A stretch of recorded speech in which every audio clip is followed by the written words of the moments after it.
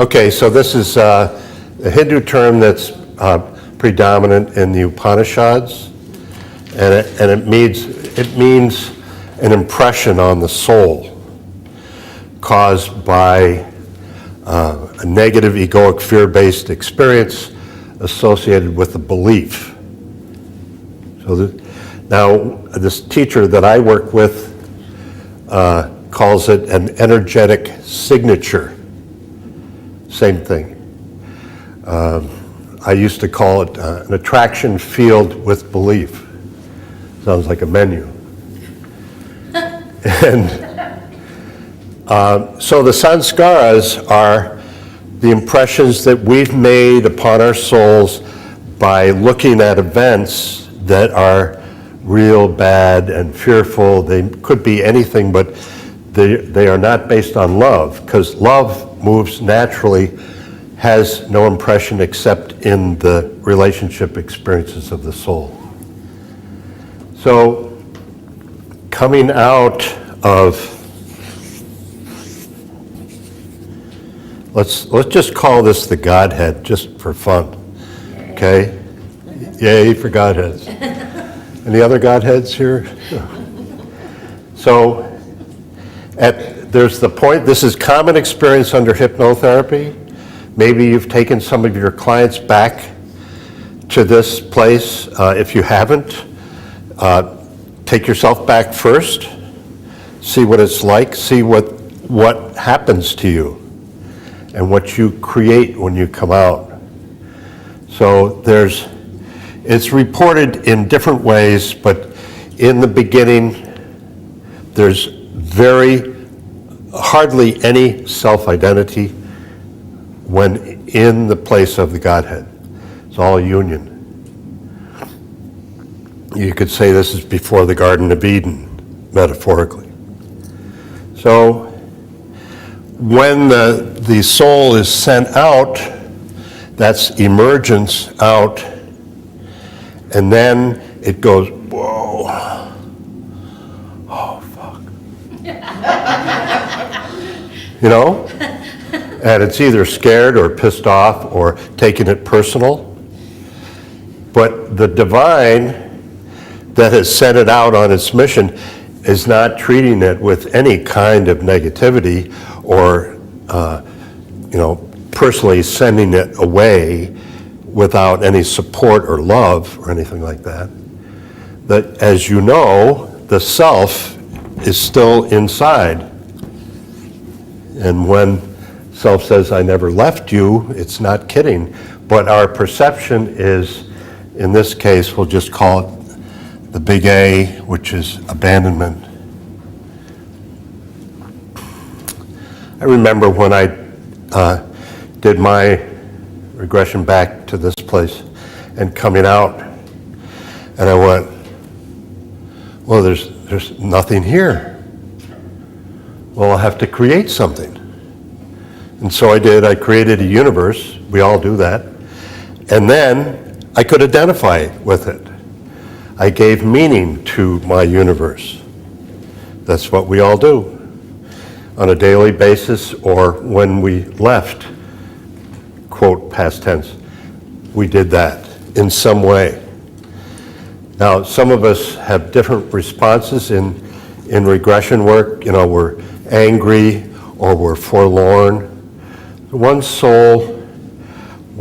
that I was working with the other day, we had to do reconstruction. This was an amazing experience, but there was such a gap that took place in this one when it left that parts of it were shattered out in its fear-based orientation, so it caused a huge energetic dispersion of soul parts. So we had to call those back. I use angels to do that. Angels of the white light. That's very specific, not just any angels. Somebody who read my book, a friend of mine actually, was very critical because, you can't trust angels. They could be bad.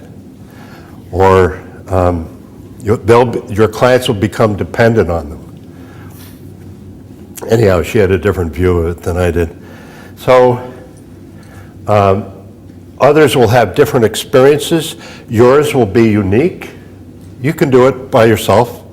Just put yourself into trance, self-hypnosis, and say to your teachers, your guides, take me back to the point of emergence, prior to emergence, and see what that feels like in you. And then let's see what comes next, you know, when you're doing regression work, and what happens next. Or I say, when I count to 3, you'll come to the next event. Count to 3, see what happens. I think everybody in the room has the spiritual and emotional maturity and groundedness. They could do this on their own. If not, have someone take you there. So anyhow, so this is leaving presence and leaving the sense of connectedness with self, very important element. So then the sanskaras are this lifetime, that lifetime, this one, this one, this one, where negative, we'll just use this very weird looking symbol, negative fear-based orientations happen, and Yogananda uses the metaphor of the movie, and you know that it's an imprint upon the film for the movie, and the light in you is the projection light. You're the projector, and this is your movie.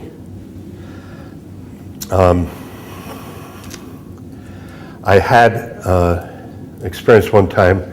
They always come in the shower for some reason, and you too? Yeah. Well, it's easier for guidance, I think, when we're in that water. So, and they showed me how the whole universe, this is out as far as that telescope can figure out that the universe, what's it, Hubble, and beyond that, out to infinity, and that everything between there, even George Bush, the war in Iraq, everything was right here. Not out there, but it was like they defined a perimeter around me, like that, and with the very comforting words, and it's very fitting, you know, which is not encouraging, but puts you in the driver's seat in terms of responsibility. Okay, so I'm digressing a little. All right, so now the purpose of the sanskaras is self-evident, like that part was that I just went through that description of using core transformation, is to take us back to the self. Sounds weird, but there is that resource in there. And as you know, if you work with a client, you're going to some theme that they're experiencing in themselves, that eventually their working with you will lead them back into some realization about how they really are, that they're safe, that they are well, that they are healed, that they are whole. That is the potential, the full potential of the work. So it is like clearing the sanskaras. So if you clear the impressions that are on the soul that create all these lifetimes, what are you left with? The self. Okay? Now, it used to be in Hinduism anyhow, right?